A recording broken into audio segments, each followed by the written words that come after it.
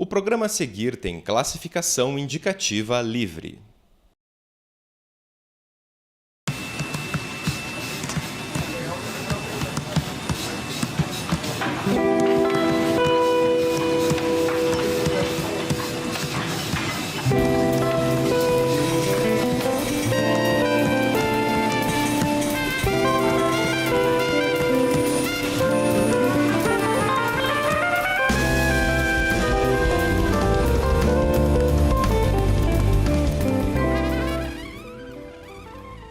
Olá, está começando mais um Sobre a Mídia, uma produção da UFPR TV em parceria com o Sindicato dos Jornalistas Profissionais do Paraná e com o Departamento de Comunicação Social da UFPR. Eu sou Mário Message Júnior, jornalista e professor da UFPR, e trago aqui semanalmente um tema, um assunto para discutir com os nossos colaboradores e comentaristas. Hoje o nosso tema vai ser o jornalismo econômico. E para discutir esta temática aqui comigo no estúdio, eu conto à minha direita com Nilson Monteiro, jornalista há 45 anos, hoje está na assessoria de comunicação do governo do estado, escritor de contos, romance. Agradeço muito sua participação, Nilson, sei que você tem muitas histórias para contar para a gente. Tomara, pode ser uma mentira, mas eu vou contar. E à minha esquerda, o professor do Departamento de Comunicação Social da UFPR, o jornalista também, José Carlos Fernandes. Zeca, muito obrigado pela sua participação. Obrigado a você, mano. Nilson, você foi diretor da última grande sucursal de um jornal de fora do Paraná, aqui em Curitiba, que foi a Gazeta Mercantil. Uhum. Foi a última sucursal grande a fechar. Os grandes jornais hoje, as grandes redações, elas estão em via de extinção de forma inexorável? Vai acabar a grande redação com muitos jornalistas? Uma coisa, eu era diretor de redação, senão o pessoal fica pensando que eu era diretor do Caixa 2, jornalista. Caixa 1, não, diretor de redação. Não, eu não acho que as grandes redações, quer dizer, o que a gente imagina como grande redação, como havia antigamente, no Estadão, por exemplo, era um andar todo com jornalistas, e o prédio era grande, né? Então você tinha uma redação muito grande fisicamente. As redações, com muitos jornalistas, eu trabalhei lá no Caderno 2, popular Caiola das Loucas, e o Caderno 2, devia ter uns 20 jornalistas, eu não me lembro quanto, mas tinha, e era um monte de gente trabalhando no mesmo lugar. Eu penso que essa questão física das redações é impossível hoje. As redações, a tendência, evidentemente, é diminuir o número de gente, né? Os jornais continuarão. Eu não acredito na falência dos jornais como um todo, né? A escrita vem da época do Papiros, e desde a época do Papiros as pessoas estão dizendo que vai acabar, vai acabar, vai acabar. Hoje nós estamos, evidentemente, numa sociedade muito mais imagética do que de escrita, né? E a escrita é uma imagem também, mas de qualquer forma é muito mais fácil para nós localizarmos notícias, fatos, etc, que você vê no jornal, nas redes sociais, na televisão, online, enfim, nessas redes, nessas plataformas novas que foram surgindo ao longo dos anos. Contudo, os jornais, o impresso, tem um papel ainda, eu acho, essencial, fundamental. E qual que é o papel desse do jornal impresso? Para mim, é explicar uma daquelas 5 perguntinhas que a gente faz na escola de comunicação, para mim é explicar por quê. O jornalismo impresso, ele só tem futuro, só tem presente e futuro se ele explicar o porquê das coisas. Não adianta mais você dizer, me encontrei com o Nilson e com o Zé Fernandes. Legal, que bom, tal. Todo mundo já deu. Em 1 segundo todo mundo já deu, nas redes sociais, para todo lado. No outro dia, o impresso tem que falar por que você se encontrou com o Nilson e o Zé Fernandes. E trazer a opinião de sociólogo, economista, sei lá quem, psicólogo, todas as áreas profissionais que nós temos, para contribuição além daquela que o jornalista em si já dá. Isso sim, eu acho que é a saída dos grandes jornais, está sendo a saída dos grandes jornais, inclusive fora do Brasil, no mundo como um todo. Ele está virando muito mais um jornal de análise do que de fato, né? E ocupando um pouco um espaço que antes era ocupado pelas revistas. E hoje, ocupando um espaço que as redes sociais não preenchem. A televisão tem pouquíssimo tempo para isso, né? As outras plataformas, é difícil para ela, porque primeiro elas são urgentes, segundo, ela não tem aquilo que é o papel que vai ser impresso. Claro que hoje tudo é muito custoso, até o papel é caríssimo, tinta é caríssima, uma redação é um troço caríssimo. Agora, as pessoas não podem esquecer que todo o conteúdo que vai para a rede social, que vai para as outras plataformas, nasce dentro de um jornal. E ele é feito por jornalista, como nós. Ele é produzido por jornalista. Se não tiver jornalista, pode ter o conteúdo que tiver, não vai ser interessante à comunidade como um todo. Por isso que eu acho, creio, rezo que o jornal vai continuar. A sociedade vai continuar precisando de jornal? Eu acho que sim, precisa. Zeca, você acha que... Você compartilha dessa visão? Que o jornal tem uma sobrevida, mas ele tem que mudar muito até a sua função, como ele se pensa como seu papel social? Virou um exercício de futurologia, né? Mas eu acho que isso que o Nilson falou é o caminho, é razoável, né? Como a Folha chama também do e aí, né? Além do porquê, e aí, tá, e agora? O que acontece com esse fato, né?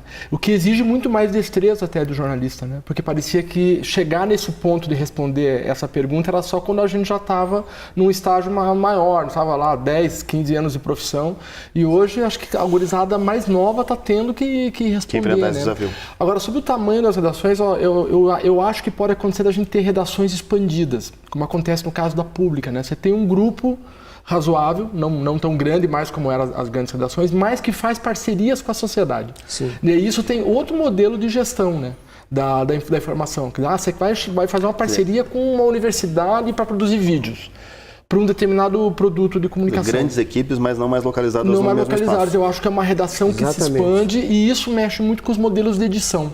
Que até o que eu ia comentar com o Nilson, que eu acho que é o grande patrimônio da nossa profissão é a edição. É você ter um veterano que diz, olha... Veterano mas uma frase, você usou uma expressão muito simples ali, né? Categorias profissionais, só aí já tem uma reflexão, né? Você tem que ouvir as categorias profissionais, quer dizer, quem trabalha com um grau mínimo de segurança e seriedade num país, e a imprensa tem que ouvir essas pessoas, né? E eu acho que isso que a gente aprendia muito na redação, né?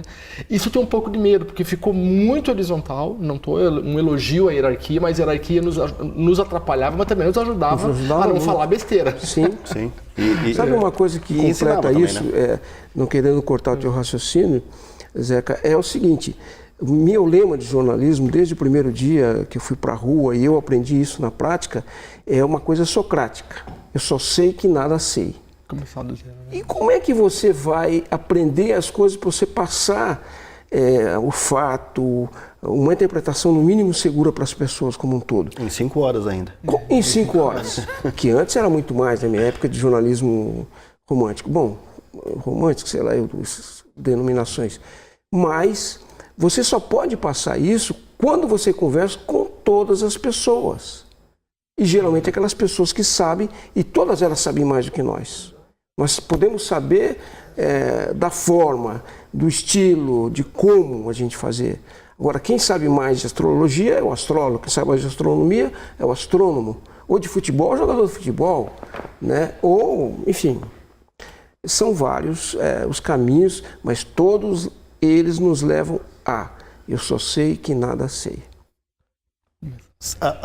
Na apresentação disse que você trabalhou na última grande sucursal. Essa última grande sucursal era de um jornal econômico. Sim. Ou seja, um jornal que tinha um nicho específico. Uhum. Um dos caminhos pode ser tanto um caminho para preservar certos jornais, quanto para pensar em outros projetos, pode ser esta aposta em nichos de cobertura. A Gazeta Mercantil resistiu mais por ser um jornal de uma área específica e não um jornal de assuntos gerais? Não, a Gazeta Mercantil não resistiu por ser incompetente do ponto de vista administrativo. É uma outra coisa. Então, o que ela poderia muda, estar aí até hoje? Eu acho. Se nós temos hoje o Valor ou outros jornais específicos de área, aí é que está. Não é só um nicho. Porque as pessoas hoje não querem só um nicho. Eu não quero saber só de política ou só de cultura. Eu quero ter uma cultura. A nossa antropologia ela é vastíssima. Então ali cabe tudo. Cabe desde horóscopo, alguns acreditam, né, até uma análise mais séria do ponto de vista econômico. Agora, claro, o jornal tem um carro-chefe, né? A Gazeta tinha um carro-chefe que era primordial Estou falando muito, me cortem, por favor. Tá? A Gazeta tinha um carro-chefe que era primordial nas suas 90% da sua receita, que era a economia. Né? A gente tinha que saber, no mínimo, o residual de economia, o que é uma inflação, o que é... No mínimo, você tinha que saber isso, o que é juro, o que é juro presumido, essa coisa. A Gazeta, você tinha que saber para poder trabalhar no jornal de economia. Sim, para poder cobrir. Só que você também tinha que saber, o que era muito legal na Gazeta, de cultura, de artes, espetáculo, né? De tudo. Porque senão... você escrever uma matéria simplesmente de economia, você tem um conhecimento do mundo como um todo, é um troço muito pobre. E os jornais hoje têm que ter pode ser o carro-chefe, digamos, o valor.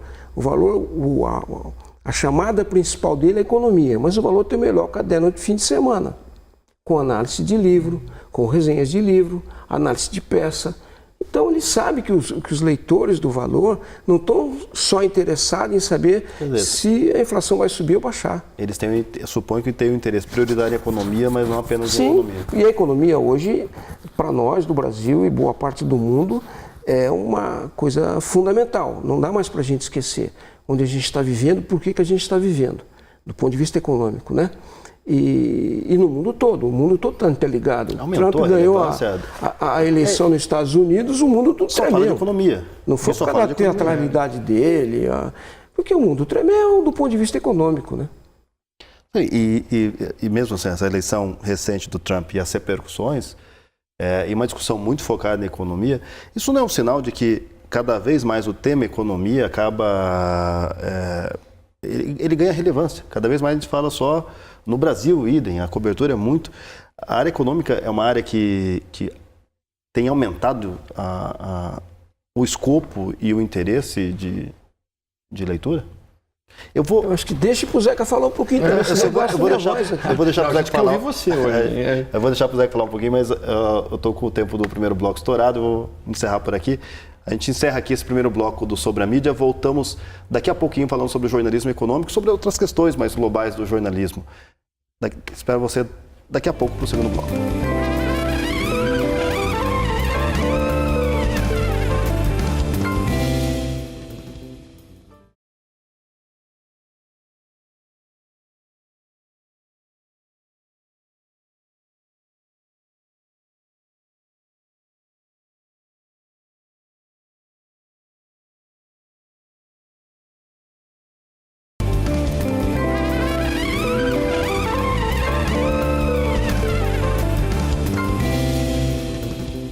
Estamos de volta para o segundo bloco desse Sobre a Mídia, hoje falando sobre o jornalismo econômico. Comigo aqui no estúdio o jornalista Nilson Monteiro e também o professor e jornalista da UFPR, José Carlos Fernandes. Zeca, o mundo só fala de economia, né? Seja no Brasil, seja em função da eleição do Trump.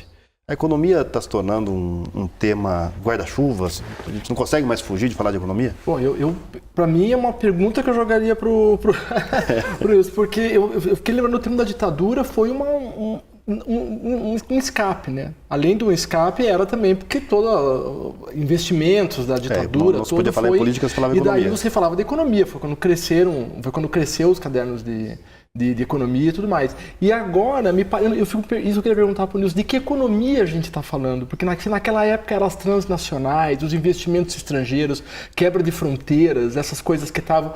Hoje me parece o quanto eu vou poder consumir. Porque o que as pessoas falam, assim, diz, não, tinha mesmo que tirar todo mundo de lá para o país voltar a crescer, mas no fundo acho que parece que o pessoal está dizendo, para eu continuar consumindo do jeito que eu consumo hoje, né? Comprando roupa, viajando.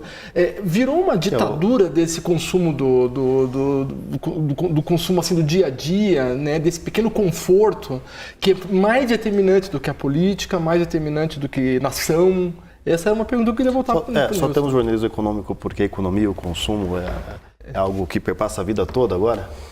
Eu tenho um pouco a visão meio diversa, só um pouquinho do Zeca.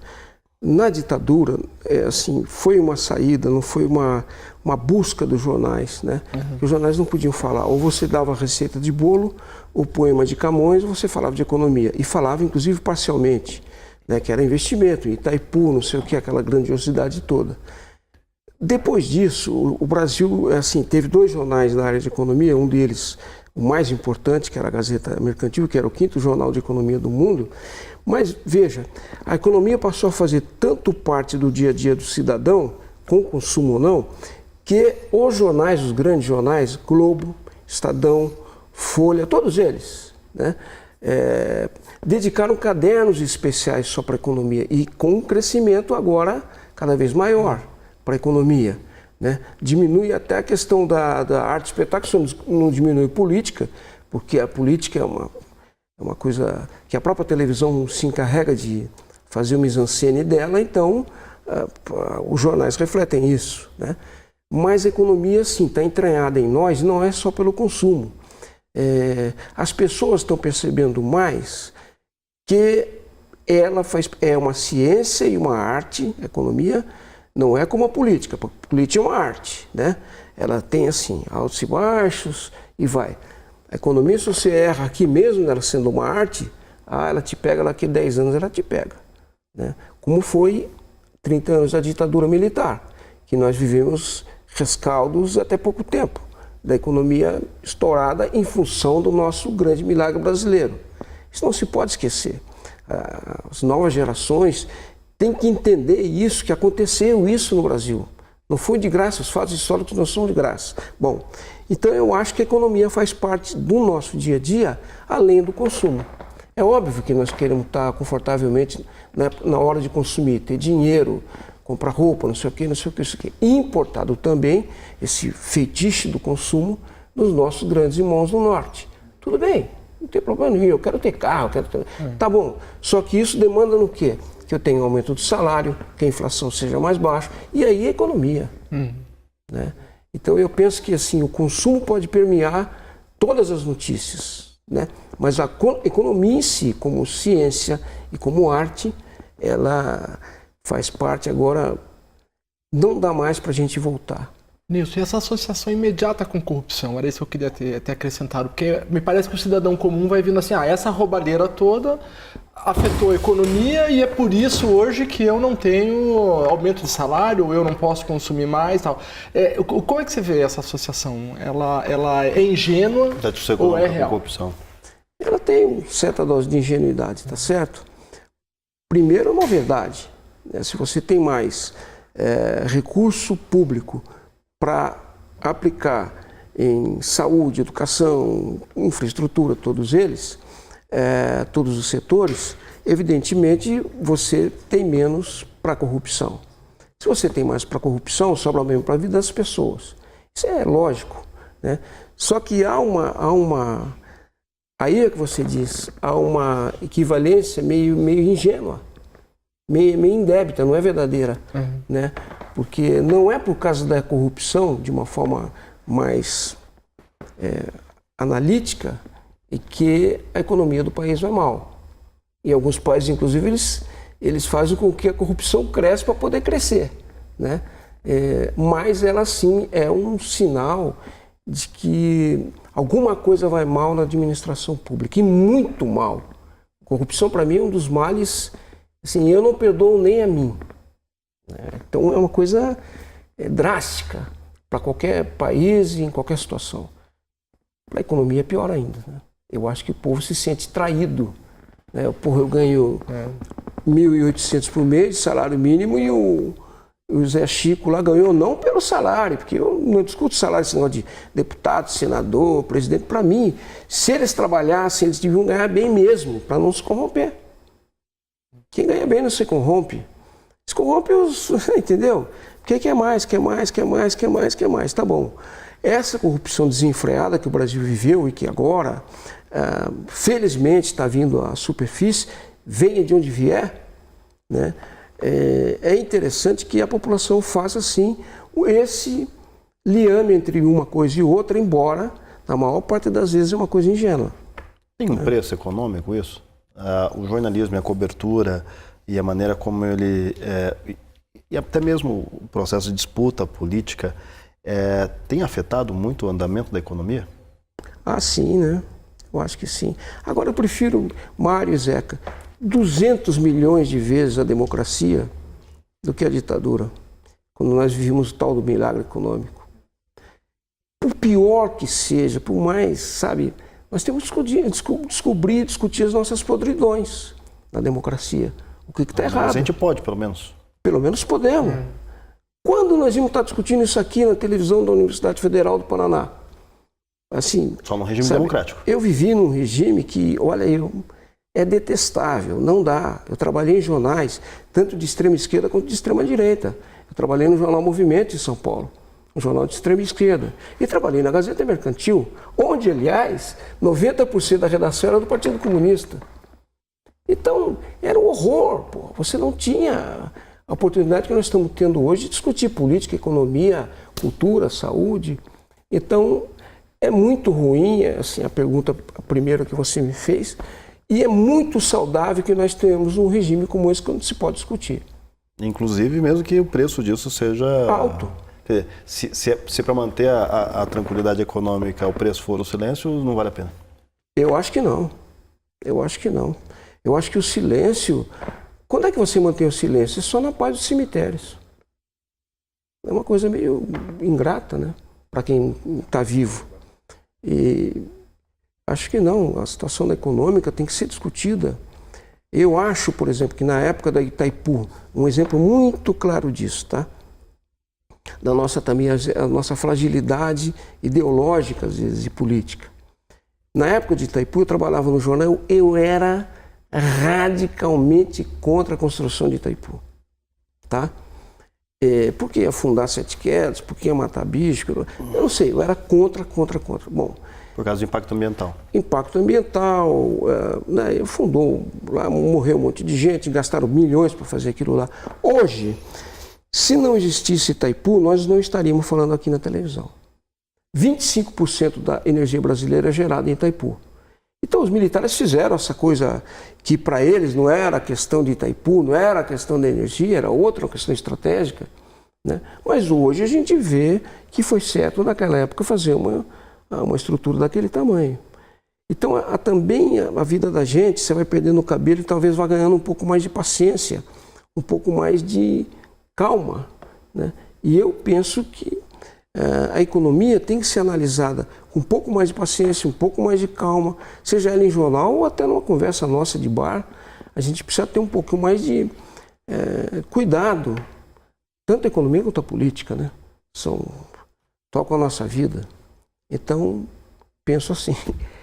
Eu queria, aproveitando que você também é escritor de romance... Deixa o Zeca falar um pouquinho. O Zeca também é escritor. De livro de chamado. Não, mas o Zeca é um literato também. E queria abordar um outro tema, que não tem a ver com jornalismo econômico, mas por que jornalistas têm tomado tanto espaço na produção livreira, por exemplo, mesmo na literatura? Você tem jornalistas literatos, jornalistas contistas, jornalistas romancistas, mas você também tem muitos jornalistas que têm se empenhado muito na produção de biografias, de livros-reportagem e enveredado por uma outra área. É uma boa perspectiva? Por que os jornalistas conseguem adentrar por esse Zeca? Zeca com a palavra. Olha, eu acho que se desenhou isso aí, né, no mercado editorial. Talvez o marco tenha sido quando o Prêmio Jabuti criou o prêmio por livro-reportagem, né? Me parece que foi um momento ali... Tem que reconhecer que existe... E que é uma maneira de contar uma história que até pode irritar os historiadores, né? Irrita. Alguns irritam. Mas pela clareza, por traduzir os fatos. Isso que é um exercício de redação, que veio das redações. Na hora que o fato acontece, o dado complexo aparece, alguém tem que encontrar uma frase audível, né? Para aquilo, né? E é um exercício incrível, eu acho. O Nilson, com tantos anos de redação, né? O Mário também sabe que ali você está fazendo circular e isso vai para a escrita, né? É uma escrita, vamos pensar num fenômeno como Eduardo Bueno ou Laurentino Gomes, tal, entre outros tantos, né? Jornalistas brasileiros que escrevem, o Rui Castro, lógico, né? No topo. Ele é um exercício de jornalismo mesmo, né? De redação. O pessoal chama de literário, mas às vezes no fundo é pegar um dado complexo, um dado que está lá, às vezes preso num linguajar, e transformar aquilo em algo que qualquer pessoa possa repetir, né? E eu acho que uma segunda razão é que a gente está migrando, né? A gente saiu de alguns espaços e indo para outros, jornalistas encontrando outros lugares em que escrever com clareza, escrever bem, comunicar e dar para as pessoas a informação. Acho que é isso principalmente, né? De dar a informação, né? Eu vou passar a palavra para o Nilson, mas eu tenho que encerrar esse bloco. A gente encerra aqui esse segundo bloco do Sobre a Mídia. Voltamos daqui a pouquinho para o terceiro e último bloco. Até daqui a pouco.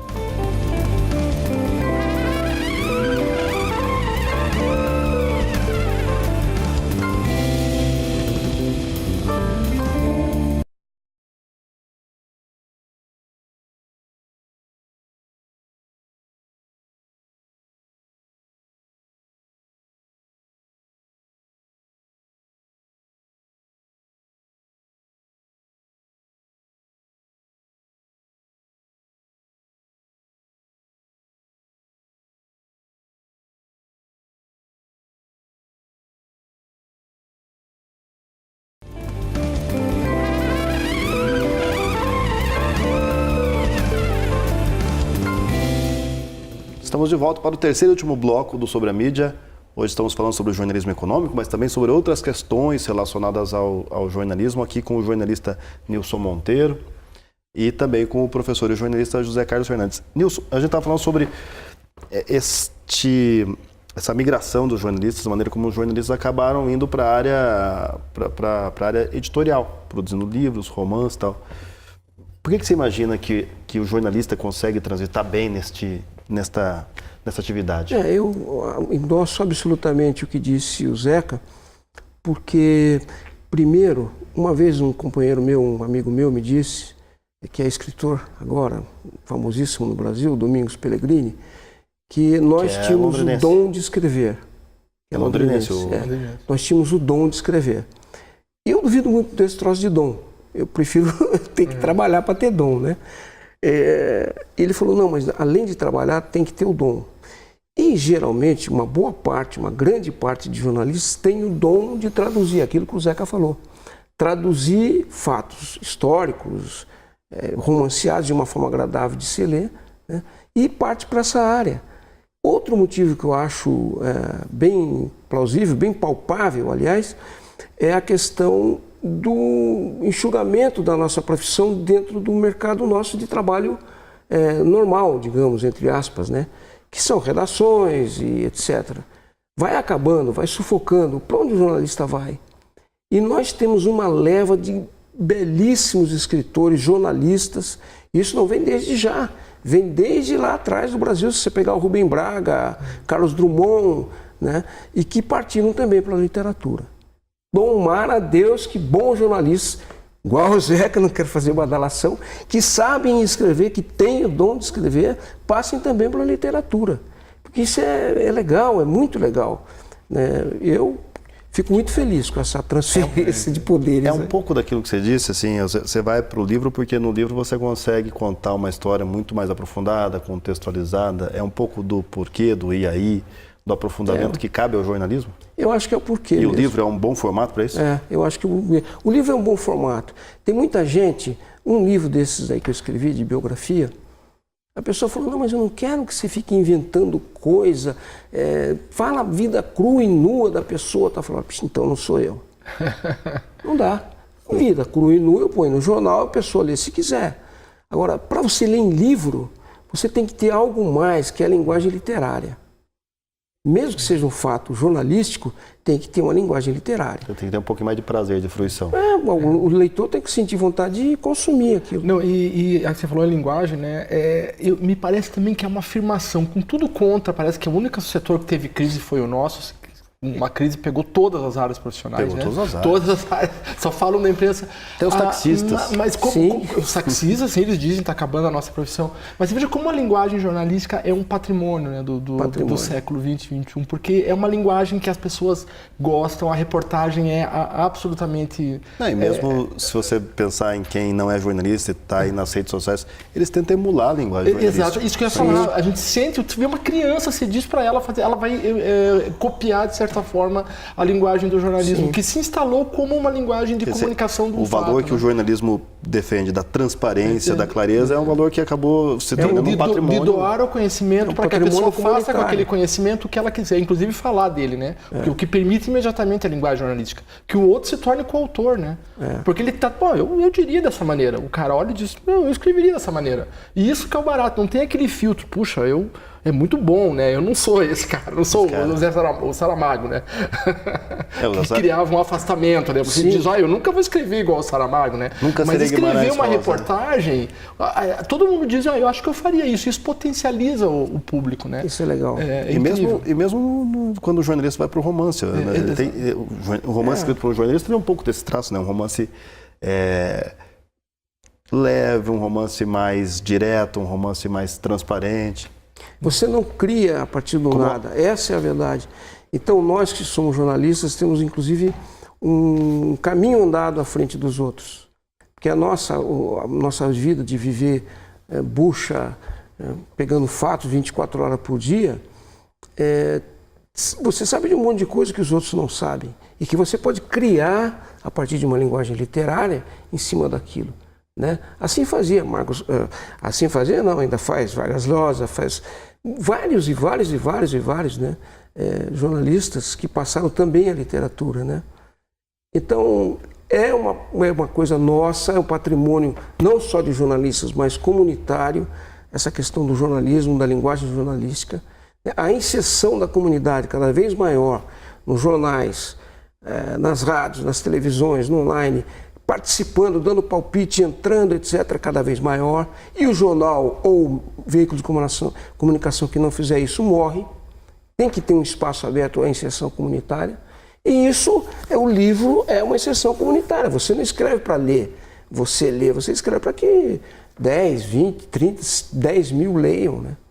E esse é uma coisa também do... Leiam e entendam, né? Leiam e entendam do cara que faz literatura, né? É um sonho. Eu tenho esse sonho, o Zeca tem, quem escrever vai ter um sonho. Meu sonho é que mais gente leia e entenda. E faça bem, né? Faça bem, não fazer bem para o cara, eu digo assim, faça bem para essa interação entre o cara que escreveu, o emissor, o autor e o cara, o captador. Ele não sabe muito bem o que vai acontecer com o jornalismo, mas ele é necessário, não só porque informa, mas porque a própria sociedade já se adaptou a uma linguagem que é uma linguagem de transparência. É um patrimônio, o Zeca matou a pau. A linguagem jornalística é um patrimônio não tem como você sair fora dela. Né? E quem não gosta de ler no impresso, vê a televisão, o cara fica acordado até 2, 3 horas da manhã, vendo televisão, e consome jornalismo, isso não é outra coisa. Cotidianamente, todos nós. Então, por isso que as escolas de comunicação têm futuro. Tem que zelar por elas, tem que fazê-las da melhor qualidade possível. A gente fez vários eventos aqui na escola com jornalistas e todos eles foram muito categóricos em dizer as ferramentas mudam, os suportes mudam, mas tem certas competências profissionais que não mudam. Não mudam. E essas competências profissionais são fundamentalmente saber apurar a informação e saber transformá-la numa linguagem transparente. É aquela sempre perguntinha com uma linguagem transparente e bem feita. E não adianta escrever mal, viu? O jornalista tem que saber escrever. Não venham com jornalista que não sabe escrever. Nilson, você tem uma longa carreira, viveu uma fase do jornalismo romântico. Este, por fim, é só história? Mário, veja, você, o Zeca, nós estamos vivendo o cara sai de um jornal hoje com 5 pautas para cumprir, né? Com 5 horas de trabalho.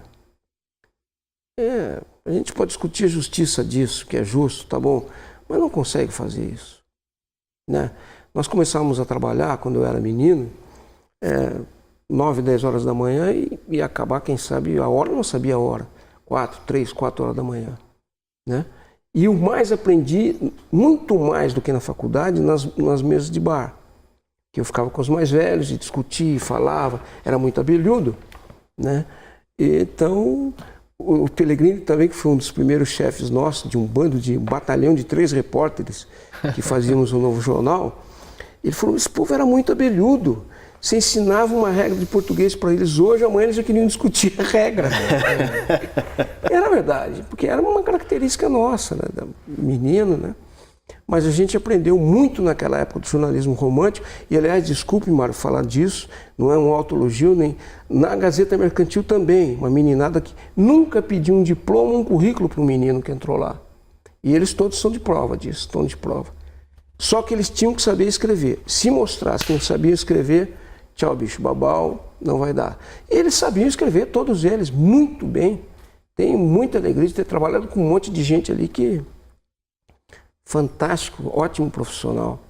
Isso é que era legal. Agora, hoje, como é que você faz? As redações não se encontram. É um gelo, é um cemitério, ninguém fala. Pouco se encontram no máximo em coletivas. E festa, que você vai de vez em quando, fica bêbado, não fala mais nada. O Ciro Marcondes Filho disse que o dia que chegou à ilha, né, não tem mais volta, mas chegou à ilha da edição, acabou aquela coisa da... vamos olhar uma foto juntos. Quando que acontece isso, né? Nunca. Eu lembro que ficava aquela coisa, não, o corte tá aqui, o corte... corta Aquilo era uma ali. escola, né? O diagramador fazia o troço junto com você. Era uma escola. Onde que tava... Fazia junto com você, quer dizer, isso aqui é aqui mesmo, tamanho da foto. E falar com o editor, que o teste era com o editor, né? Olha, o que você apurou? Aí o editor não reagia, pô, eu já errei, né? Daí você descobria que você não tinha apurado certo, né? Certo. Agora é intranet, né?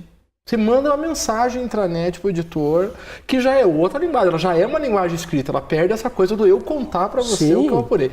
Realmente eu acredito que as novas redações possam melhorar isso, que o The Guardian, né, eles tentam, né, manter essa história de você conversar com o repórter, para o repórter oralizar primeiro a apuração para depois escrever.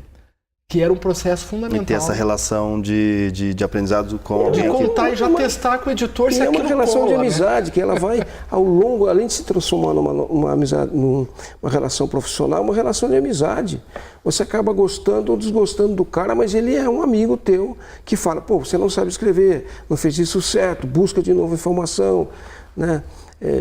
Eu tive ao longo da vida milhões de experiências, talvez desse alguns livros, um dia eu vou te contar, você escreve. Mas eu tinha um cara chamado Hamilton Almeida Filho, que foi um dos grandes jornalistas do Brasil, com 17 anos editava o Jornal da Tarde, era um enfant terrible, né? E em Londrina nós tínhamos o Jornal Panorama, que foi um grande jornal, do Paulo Pimentel, e eu era repórter, ele era chefe de reportagem. E eu passei um dia num lugar, em Biporã, pertinho, o cara tinha assassinado o outro. Passei o dia, falei com o prefeito, com a mulher do cara, falei com o diabo. E trouxe a matéria e entreguei para ele. E eu sentava lá no final da redação, ia do lado de cá. Aí, de repente, eu escutei na redação o Milton gritar um palavrão, e não posso nem repetir na televisão, e um palavrão daqueles assim que eu falei, é igual o jogador quando vai bater pênalti. Atravessar a redação inteira assim, que você vai pesando 500 mil quilos em cima. Aí quando chega lá, Liceu, e completou. Por que o apelido do cara é Pé na Cova, porra? E eu não tinha pego esse detalhe. Sorte que Biporã era pertinho, peguei o carro, fui de novo lá. Não tinha celular, né? O cara era coveiro, tinha feito tinha amado uma mulher do marido lá, e o marido tinha matado o cara era coveiro, chamava Pé na Cova, né? Então um detalhe tão desapercebido para nós no dia a dia era o nome do cara, o dado do cara. O Pé na Cova era um nome que o cara era coveiro.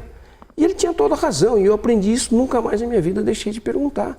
Por que o teu apelido é Pelé? Ou, enfim, sei lá, estou brincando. Mas essas experiências de redação que nós tínhamos, não temos mais. Isso está ficando cada vez mais escasso. Cada vez mais, porque a redação é um gelo, é um cemitério. Agora manda já pela intranet, quer dizer... É complicado. Eu não acredito no fim do jornalismo, mas eu acredito que ele tem que se reinventar, tem que se readequar, tem que mudar. A pitanga caiu do pé, você tem que inventar o pé novo para dar pitanga. Quer dizer, essa coisa do mundo corporativo aplicado ao jornalismo, eu acho que foi nefasto, né? Porque daí você traz uma regra de empresa, de fábrica de fralda para uma atividade que é uma produção cultural, que é uma produção que você precisa Isso torna uma questão meramente técnica. E daí você o cara dizia um palavrão, estava demitido. Tudo bem, não era bom o palavrão, mas aquilo tinha intimidade. Era bom, tinha palavrão, a gente tremia. A correção, aquela coisa da troca ali de informação instantânea, que hoje é muito piramidal, né? Até porque a diferença salarial se tornou muito grande entre as chefias e o reportariado, né? O que não era nas redações antigas. Esse exemplo de você importar a área industrial, por isso que se fala jornalismo industrial, né, para dentro de uma redação é horror. Acaba com a relação humana. né? Nós tínhamos depois, na Folha de Londrina, por exemplo, 3 horas da manhã, 4 horas da manhã, a gente acabava o jornal, fechava o caderno 2, fechava não sei o quê, não sei o quê, não sei o quê. Saímos lá em Londrina, tinha um lugar chamado Rodeio, que é um restaurante, um boteco que fica aberto até de madrugada, de manhã, e íamos para lá discutir o que era o jornal, que matéria tinha feito, por que estava errado, por que estava certo. E ia conosco o chefe da redação, que era o Valmor Macarini. E metia o line em nós.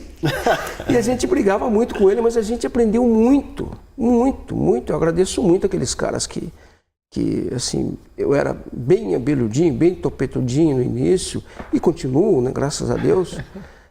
Mas aprendi muito com esses caras. Hoje como? Você não vê o teu diretor de redação, você não sabe quem é, não tem nem o famoso mesão onde se falava palavrão, se brigava, se discutia pauta. Então o jornalismo vai ter que se readequar, vai fazer igual The Guardian, vai ter que se readequar, ou vai dançar. E ninguém quer, como empresário, perder nada que dê dinheiro. E o jornal pode ser uma coisa que dá dinheiro. Agradeço muito a participação, Nilson, nosso tempo está esgotado. Zeca, você também. Eu agradeço. Mas a gente está encerrando aqui este Sobre a Mídia. Hoje falamos sobre jornalismo econômico, mas também aproveitamos a grande vivência, experiência do Nilson, sobretudo, mas também do José Carlos Fernandes, para falar sobre outros temas, sobre o futuro do jornalismo, sobre as grandes redações, contar um pouquinho do que era o cotidiano de uma redação no jornalismo há anos atrás, antes dele se transformar nessa máquina de produzir conteúdo que ele é hoje. Mas Sobre a Mídia fica por aqui. Agradeço muito a participação de vocês.